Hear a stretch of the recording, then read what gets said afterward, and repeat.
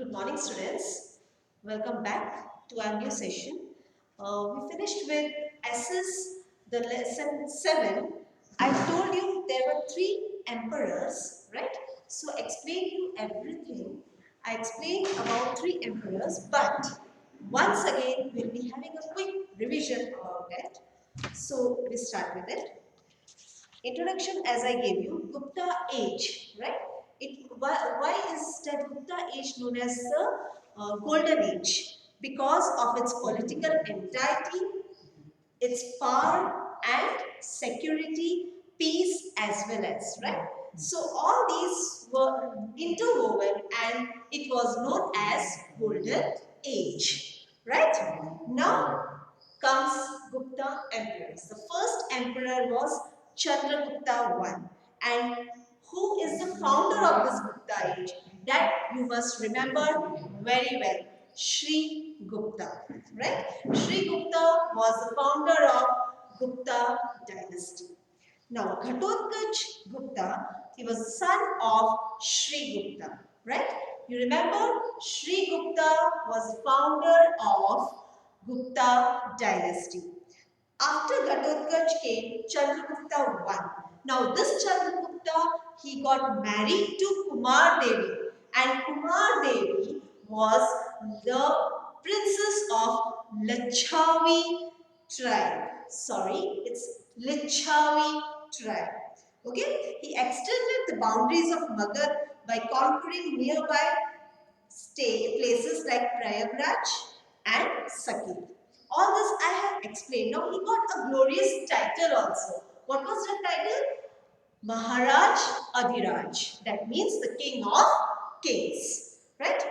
He started gold coins also. Gupta Samvad was started, and due to that, various historical activities and were arranged according to the date line.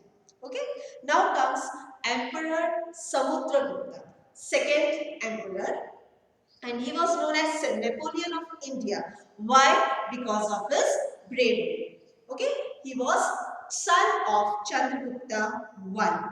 Now, Samudragupta's time, it was obtained from the pillar inscription of Prayagraj, that is Prashasti. Now, I explain you what is Prashasti. Prashasti means the uh, thing which is full of praises, right? He composed royal poet, that is Harish Singh, okay, which shows about the culture and victories.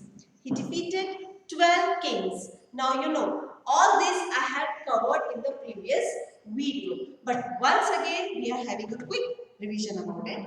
12 kings of South, and he came into power. Composed many poems and got the title Kaviraj. Remember, Chandragupta I was titled as Maharaj Adhiraj, and here Emperor Samudragupta, he was titled as Kaviraj. Why? Because he was fond of music. He loved music very much. In one point, it shows Samudragupta playing veena. You know, veena is a musical instrument. Many temples, monasteries and Jain temples were constructed. Okay, so during his time, it was the period of music. Who? Emperor Samudragupta. Third was Chandragupta II, who is also known as Vikramaditya. Okay, he was most talented ruler of Gupta dynasty. He extended up to Shah region. He attacked Gujarat and ended Shah dynasty. Okay, he got the title Shakari. Why? Because he ended Shah dynasty. Increased his military powers by establishing marital relationship, which proved to be very helpful in increasing his empire and defeating his enemies. Now, during his time, rich kingdoms came up. Two, Brig Kutch, which is in Bharuch, and Stamptit, which is in Khambat. Okay, so during these three emperors, Gupta dynasty was in power. Okay. Okay. Now we finished with one map also. Then we came to end of Gupta dynasty. How did the Gupta dynasty came to an end? Chandragupta II died, and in place of him, Kumar Gupta took up. He was son of Chandragupta II. Then came Skandagupta, who was the grandson of Chandragupta II.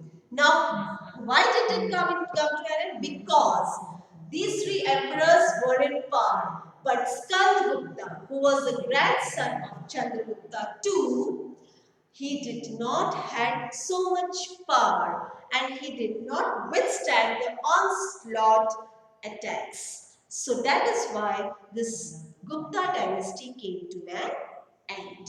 Clear? Now we come to the next topic, that is administration of Gupta age. Administration, that means how did in the Gupta age how the emperors managed. So I'll be giving you the topics there. Emperor at the center. We start with the next topic, that is administration.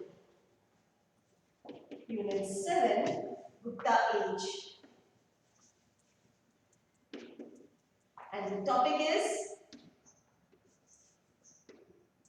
administration. Clear?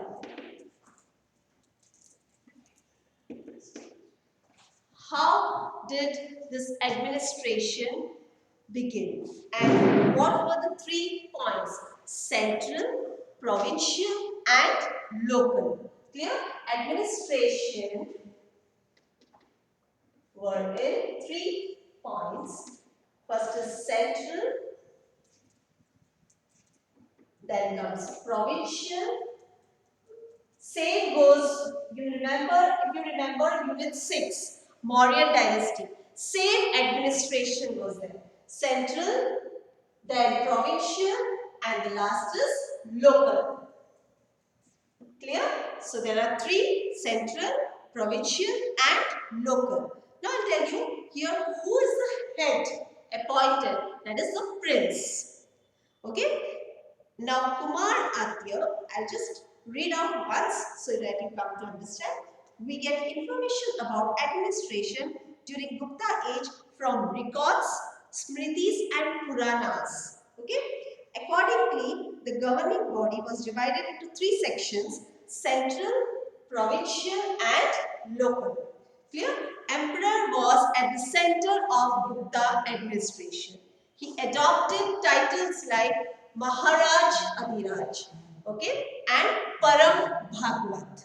So remember these 2 names, Maharaj Adhiraj and Param Bhagwat. Okay, so these 2 names you have to remember. Usually, prince was appointed as the head of the province, Kumaratya and commissioner. You remember this? Kumaratya and commissioner. Clear? So these 2 names you have to remember. Kumaratya and commissioner played a major role in the province. The province was called Bhakti, whose head was region. The province was divided into districts. Now this province was divided into small districts. The district was called Vishay. Now these districts were known as Vishay. Remember, these 2 together were known as Bhakti, and it was again divided into districts which were known as the Vishay. Clear? So district were known as Vishay. Now, a committee was formed at the village level. Committee was formed. You can see here, committee was formed at the village level. And who were the heads? First is the elders, Then comes village heads and adult citizens. Okay.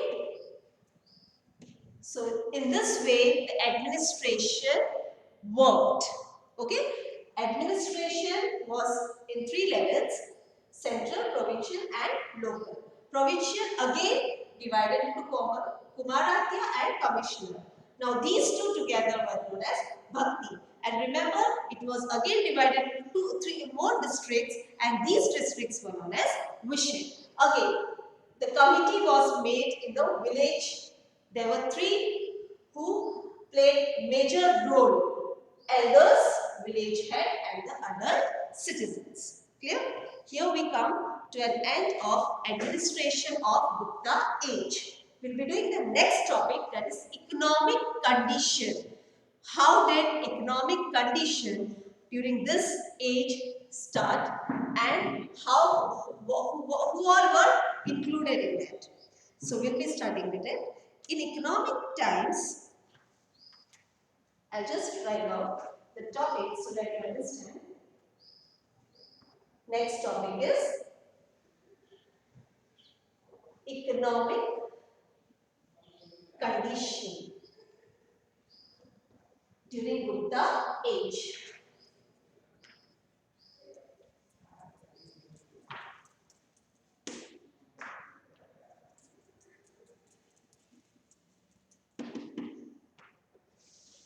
Okay. Now, economic conditions. Again, economic condition. How did this economic take place? Due to three things. How did they trade? Okay.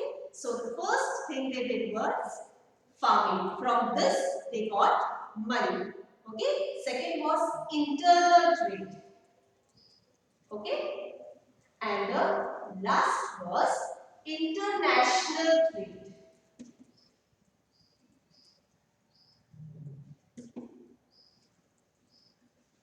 So you can see farming, internal trade and international. Now in farming, what all they did, we'll be just reading out. In economic terms, Gupta age was a golden period, as I explained you in the introduction time. Okay? Farming, then internal trade and international trade were well developed. Okay? Special farming practices included annual, 3-year and 5-year farming. Clear? Annual in farming, I am explaining. Farming, annual, 3-year and 5-year farming. Wheat, rice in North India. Remember all these things, whatever was done in farming. Clear? Wheat, rice in North India, sugarcane in Gandhar, grapes and kesar in Kashmir, and coconut in Kamrup were grown.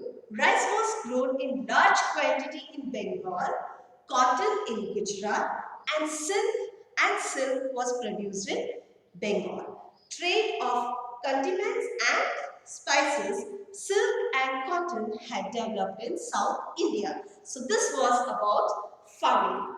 We'll be doing the internal trade and international trade in the next video. Till then, have a nice day. Goodbye.